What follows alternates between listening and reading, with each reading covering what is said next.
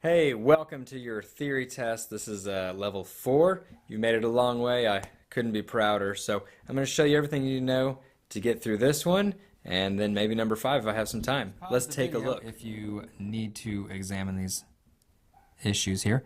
Notation, pitch. You need to know 3 ledger lines above or below either staff. That's a lot of notes. We'll go over that. Enharmonic notes. These are the same notes, but they're written differently. For example, B sharp, C. Those are the same things. Notation. These are notes and rests, either triplets, 3 triplets equal quarter note. Intervals, perfect fourths, fifths, and octaves. Here's some funky symbols for you. A double sharp looks like a big X. The double flat, well, it's 2 flats. The C is common time, also known as 4/4. And then this fun thing is called a dal segno, the sign. Terminology here. You've got adagio, which means slowly. Allegretto, lively, not quite as fast as allegro. Dies al fine. Go back to the sign and play to the end. Oh, I'm sorry, play to the fine. Dolce, sweetly. Dolce, kind of sounds like candy in Spanish. Enharmonic spelling. Different names for the same notes. Now that's just like up here, the enharmonic stuff. Poco a poco, little by little. Sforzando, sudden, strong accent. Tetrachord. 4 notes in ABC order with the patterns whole, whole, half step. Tonic, the first degree or note of a scale. Here you go with scales and key signatures. The tetrachords, whole, whole, half. Know the pattern, write note names, or put on the staff. Chords, major triads, C, F, and G. Write in root position. Okay, this is a lot of stuff we don't usually cover in regular music, so it's kind of only needed here in theory. You'll eventually use this stuff, but not really right now. Alright, let's take a look at the real practice test. Okay, here we are at the real practice test. I know you like that, real and practice. First instructions say to draw a note next to the given one that is enharmonically the same. So enharmonically, these are going to be the same notes, but written differently. So you have yourself a G sharp here. Well, we know that a G sharp can also be an A flat. Okay, that's the same exact note. Over here, we've got us a C flat. Well, a C flat is also a B. And what's really nice is on the theory test, I believe they give you a little cardboard keyboard that you can use, and so you can look at how the keys all lay out. Over here, we have an E flat. Well, E flat could also be, there's 2 options. It could be a D sharp. So now if you want to be totally fancy, you could do like an F double flat, but I'm sure they just want you to keep it pretty simple, so you just write a D sharp there. Here we go, we have F sharp. F sharp is also G flat. And you always want your little stem to go an octave higher. Over here we have F flat, which is also just regular old E. And then over here we have B, which we could maybe call C flat to be fun. There we go. There, easy peasy. Alright, the next one says to write the note names for each tetrachord. Include accidentals if needed. So a tetrachord, we haven't talked about that in class much. What that is there's patterns that create a major scale. And the pattern is whole step, so I'm going to put a W here, like whole step, and then another whole step, and then like a half step. Now, that doesn't make much sense, but let's think about it on a piano. So you start with F. Okay, and you can just do whole notes here, I think. Now, when you first write a tetrachord, or it's basically half a scale, you want to just go ahead and you just want to write the letters or the notes up, okay? Just like this. Then you have to think back to your keyboard and you have to do a whole step. So from F to G is a whole step because you have that F sharp in the middle, or that G flat. So that one is a whole step. Oh, look, it's smiling with a little goatee there. Now the next one, from G to A, that is a whole step because you have the G sharp in the middle. So that's, a whole step is 2 of the keys. Now here we need a half step. Okay, so from A to B is actually a whole step, so we're going to need to change the B. So let's change the B and make it B flat. There we go. Now that's B flat. That's a half step right there. So it goes F to G is whole, G to A is whole, A to B flat is half a step. Okay, looking over here. Now they want you to do it in C. This is silly if you ask me, but you can either start here on middle C, or you could start up here on high C. I don't think it matters. Anyway, so first thing you do is you write your notes out. Just write your notes ascending. And then we just need to do our pattern, okay? Well, let's see here. Oh, and it says actually to... Oh, no, it doesn't say to do that. I was going to say it might tell you to do this whole half pattern. But you can feel free to do this. Okay, C to a D, that's a whole. D to an E, that's a whole, because you have that D sharp in there. And then E to F, is that a half? Yes, it is. So we've just got ourselves a tetrachord. Next thing here. Write the note name of each note in the space below it. Now you're going to have to look really high and look really low. This just takes some skill, and you have lots of time, so no worries. If you remember, the last line of the treble clef is F. And so you can just work your way up. Remember that every time you see a little line like that, it's going up a third. We're skipping a note. So this is F, G, A. This will be B. And of course you want to write it down here. Okay, the next one over here, very low. We're still in treble clef, as you can see. We know that this is middle C. We know that. So we'll just go down 2 steps. C, B, A. So that is A. Up over here is, let's see, we have C, D, and then E. I always look for my landmarks, which that's a landmark. That's high C. You could also look at the line right here, which is F. Up to you. Woo! That is way up there. All right, well, we know that this is F, F, G, A, B, C, D, E. So that's going to be high, high, high E. Way up there in the stratosphere. Okay, here we go. Now we know this is just, we have middle C right here, and it's just a little bit lower, so that's going to be B. And I want you to remember, these notes, these are on the practice test, but this may not be what's on the actual test. So don't think you can just memorize these answers and you'll have it all figured out. You have to know how to do these. We have C. We know this is middle C. C, B, A, G, F. That is really low F. Okay, now here we are in the bass clef. Same idea. Find a note that you know, and then use that as your kind of your springboard. I know that this is middle C, so C, D, E. I know that's E. I'm going to zip through these right now because I think you get the idea. We know that this is landmark F, so that's E. We know that this is middle C. We know that this is E, so that's going to be F. Way down there, we note the lowest line is G in the bass clef. So G, F, E, D, C. And then over here, we have a B. And then right here, we already found that this was like low, low C. So C, B, A, G. That's going to be really low G. Congratulations, that is page 1. This is the matching all of these things with all the terminology with their descriptions. You know what, I think you can figure these things out on your own. We went over them in that first page, and the answers are there as well, so you can kind of check it out. We're going to skip that here. Name each of these symbols. Also, remember C is common time, 4-4. You can write common time if you want to. Common time. And this is the dal segno. Dal segno. Gotta get a little Italian there. Okay. All right, here we go now to some interval identification.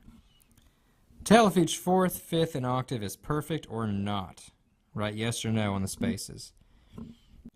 Okay, I wanted to go back and kind of find a really easy way to teach you this. So, when you have a fourth interval, there's intervals that are either perfect, or they're diminished, or they're augmented, things like that. You want that perfect sound. And so, a fourth interval that is considered perfect will have, and I wrote it up here, 5 half steps. Okay, so let's look at that. This is a perfect one. I already went through it.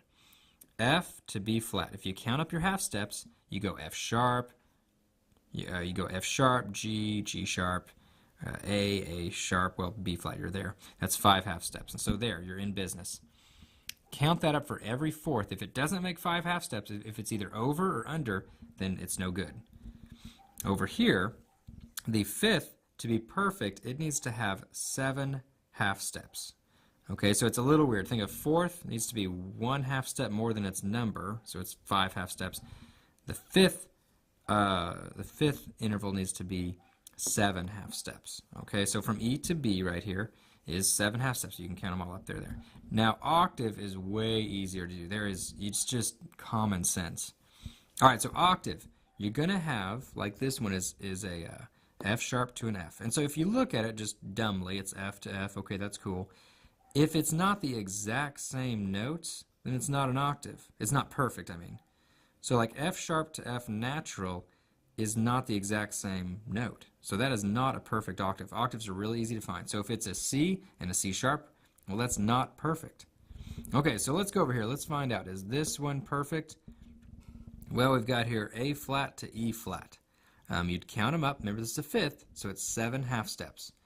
So A flat, you got to go, let's see, A is 1, B flat is 2, B is 3, C is 4. We'll say D flat to be cool. D flat is 5, D is 6, and E flat is 7. So that is 7, so it is perfect. So what you do, you don't just write the interval here, sorry. You need to write like yes, like it's perfect. Or you put like a P or something like that. Actually says right yes or no. Okay, over here, let's look at this fourth here. The fourth is E flat to A. Now for our fourth interval, we need 5 half steps. Let's find out. E natural is 1, F is 2, let's say G flat is 3, and then G is 4, A flat is 5, and A natural is 6. So this is 6 half steps away. That is not perfect. So you'd write no. And if you were to play this on a keyboard, it'd sound different. Over here we've got, oh, here's the easy one. C to high C. That's easy. That's the same note, so it's a perfect octave. So you would write yes. All right, moving on. Now it's more of the same, just a little bit different. Draw a note above the given one to make the interval shown. So P4, remember that means perfect fourth. First thing you do, you got to draw a note above. So the first thing you do is go say 1, 2, 3, 4. Draw your fourth interval. Actually, they want it right above, so I guess put it here. Then you do your half step counting to make sure that it is perfect. This is perfect. We're going to move on then, okay? We'll find one that's not. Perfect 8. That's perfect octave. Obviously, you're just going to write a G flat right up there. Okay, that's easy. Perfect fifth. Okay, we're on so 1, 2, 3, 4, 5 right here.